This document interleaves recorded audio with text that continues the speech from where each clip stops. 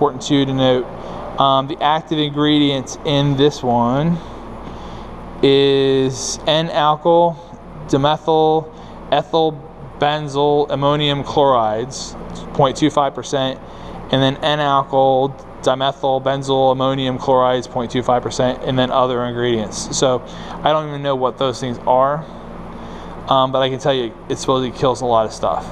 So it is a bactericidal, tuberculocidal, virucidal in 2 minutes. What's that? I think it kills tuberculosis. So yeah, so it kills tuberculosis, bacteria, and viruses in 2 minutes. Suitable for use on equipments requiring alcohol-based products. So anyway, so you should show the head of the very top. Yeah. So this says for use on hard surfaces only, not a skin wipe. So that's important too, and not to be used on babies. Not to be used. Not to be used for diaper changes. So again, I mean I think that in itself is pretty telling, right? Yeah. Like, so the first major step in actually making sure that we're cleaning something is actually understanding what it is that we're cleaning it with, and what the requirements are for actually getting it to do its job. Yep. I've learned in the last 2 months. So there's this chain, right? So there's 3 steps in it. The first is the chemical reaction required to kill things, right? And then 2 is the ability for it to be actually delivered appropriately in the required amounts to be effective. So 1, is the chemical effective at actually doing its job? 2, can it be deployed in a way to allow it to be effective at doing its job? And then number 3 is, are we able to have enough contact time to allow it to achieve its job? So those are the 3 parts of that chain. So anyway, okay, so now we've wiped the stretcher down. We're not drying it, right? We're letting it air dry. Yep. And then we're gonna put our sheet on there, right? What parts of the stretcher are we cleaning? So, we have this nice, beautiful stretcher. Looks pretty clean to me. Is it? Well, actually, my favorite place, like even if you say that you cleaned it, I will still wipe down the buttons, this handle down here, and the lift. Yep. The red bar up here, because people will forget that all the time. Yeah. Because you're always operating these things with a gloved hand. Yeah. And so the handle for the Medic's Life Pack. Right. So because I don't trust them until I wait down their life back. Right. So we have these handles up here, right? We've got all these surfaces around. We've got the rails on both sides. We've got all of these controls here, the functions for up and down. We've got our emergency releases, everything that we would be using while we're in the straps, of course. So, but there's a lot of places on here for things to happen. I mean, there's people who come by and just feel, because we always used to have to lift that manually, before we had this. So I know there's a lot of crew, we're not going to use names right now, because it's just habit. They still come up because they're so afraid this thing's still going to drop. They don't trust the system yet. So they'll come up and they'll actually grab this.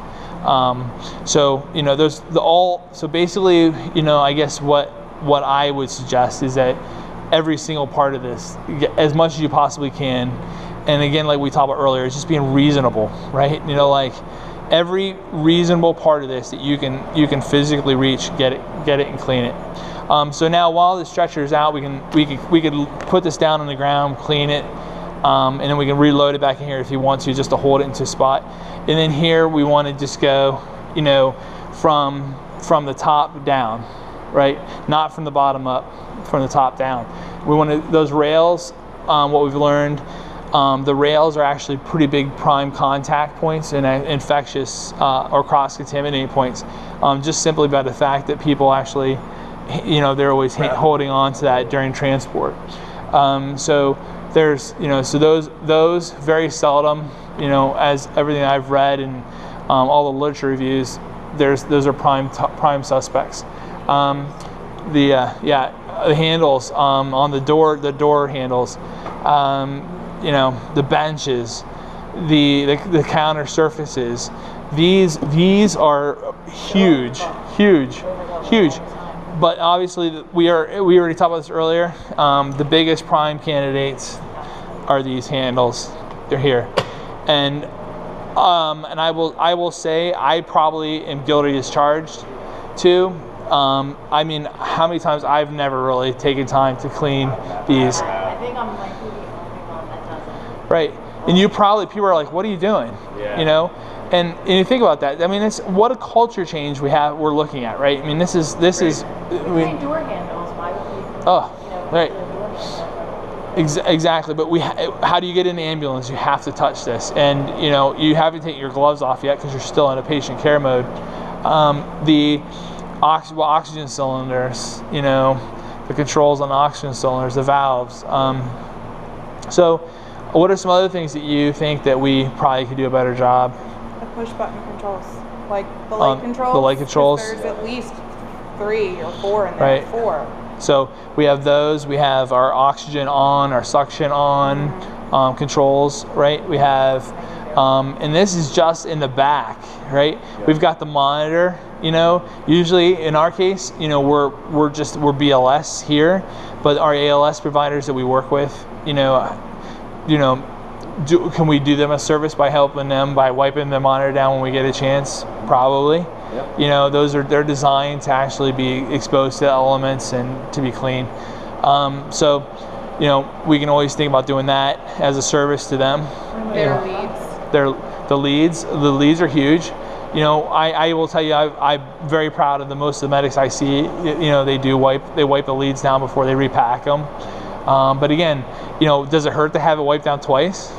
You know, like if they were my leads, I'd be wiping them down again too. I mean, the truth of the matter is, so we've got these handles. We've got all these handles around the unit. Big one here, side door. And, you know, this one here, you know, I would say is probably a less suspect because most people are not coming over until after the call. Yep. But again, just do them all. Get them all done. Yeah. So, and then as one of the things that we've talked about, the radios are just notorious. And they're always overlooked. The mic, not even with just patient contact, just your own infectious stuff coming out of your mouth is on that mic, and then you're putting your mouth back by somebody. It's just it's disgusting.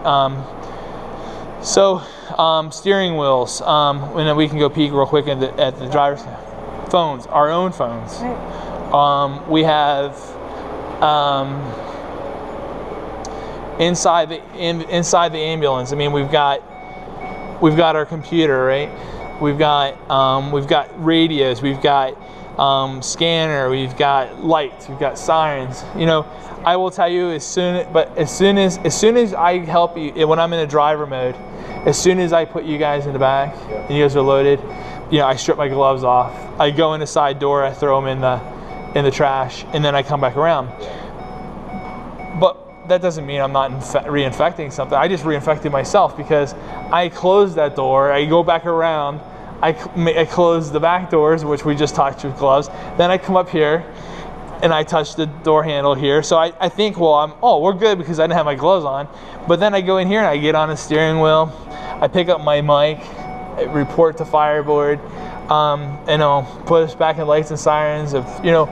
It's so seatbelts. You know, these are things that we don't necessarily can wipe down, but these are the things that we're talking about handling with the gas and the fogs. Yeah. So, the actual button. Yep, all these seats, the buttons, and that's where the next phase comes in on this is with regards to the fogging, is like we talked about the gross contaminants, the heavy dirty stuff, the blood and the stuff that you physically can see or visibly see. But I mean, it's easy. It's easy, but we just have to take the time. Yeah. And I was involved in this interview a couple weeks ago, and like it's just sitting there and before it, and I'm like, I'm sitting ready to talk about all this stuff, and I'm like, I'm lazy too. Yeah. Like I know there's 3 o'clock in the morning, like all I can think about is just going back to sleep for 15 minutes, 20 minutes, like especially on the night shift. right. I'm like, oh my God, I don't want to be doing this right now. Look what I just did. I just touched everything, and I just put my hands in my head. Like, so now, right. Pens. The patients use them, the sign. Yep. So we hand the patient pens to the patient family members, to the patients themselves. Our boots. One thing I've been worried to do. What do you guys do? Do you guys change here or change at home? Change it home. You don't bring your clothes in the house. You get dressed at home. Yep. And then you get undressed at home, right? I couldn't believe after all this, right? I go tonight to get dressed, and I realize what I've been doing for all these years. My boots, I walk straight into my master bedroom. I walk straight in there. I sit down on the bed with my gear. I strip my boots off, and then I put everything in a gear bag that I put my boots with. I'm like, what the heck am I doing?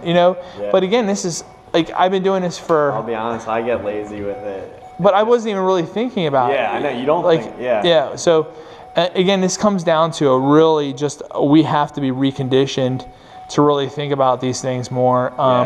We have to make a conscious effort to do it. So anyway, do you guys have anything else that you can add to it? I know you've got a role here soon. All right, so you guys have anything else? I think we covered a lot. But again, it just comes down to is we have the heavy soil. You have to, it's more than that, right? It's more saturation at contact time. Not being in such a hurry, right? I don't know. I can only count on probably my 2 hands the number of times that Fireboard has called me before I've gone available. You know what I mean? Right? I work Black Friday. No. No, seriously. I've never had. What was that? Turnaround time. I want to work. Right. It's what they want, what you're expected to get out. Right, but time and it doesn't equal the proper. But the reality, though, is I'm at the hospital, right? I have a chance to actually clean a stretcher appropriately, and all that stuff.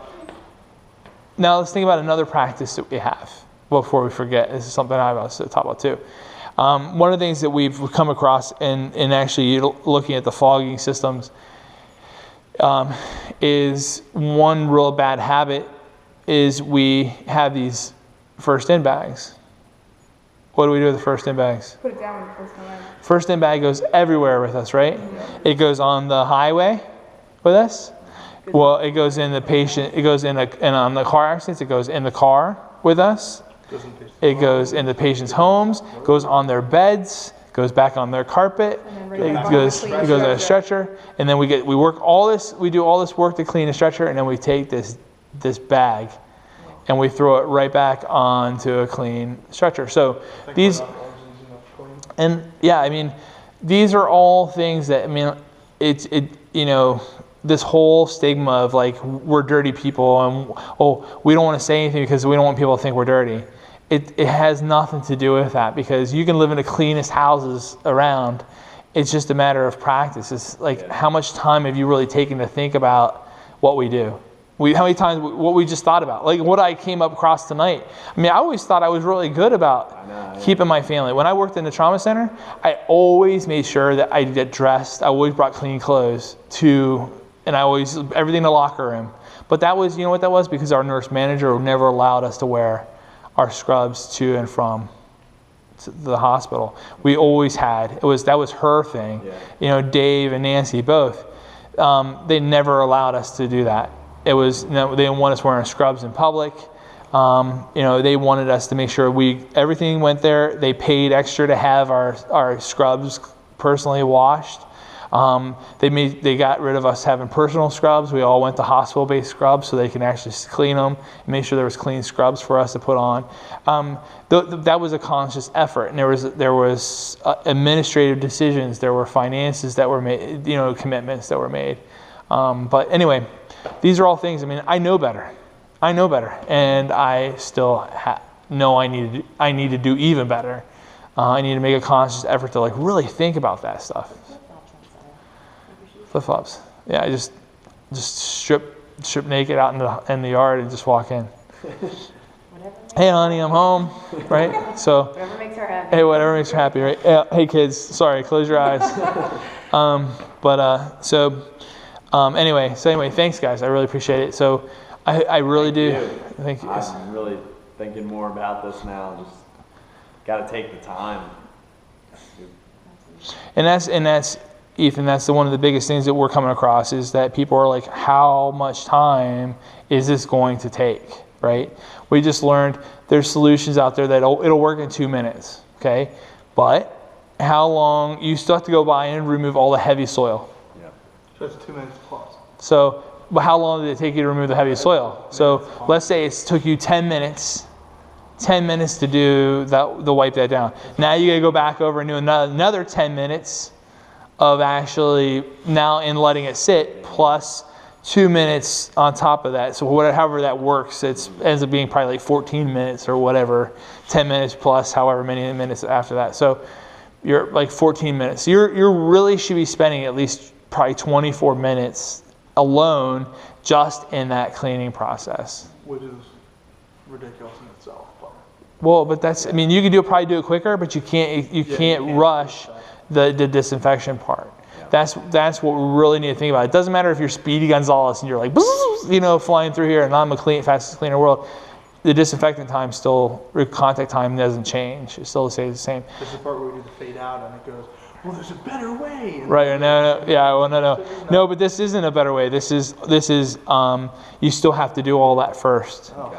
But then your seat cushions, your seat belts, all the controls, the keyboards, all the stuff you can't wipe or oversaturate, all the orifices, crevices.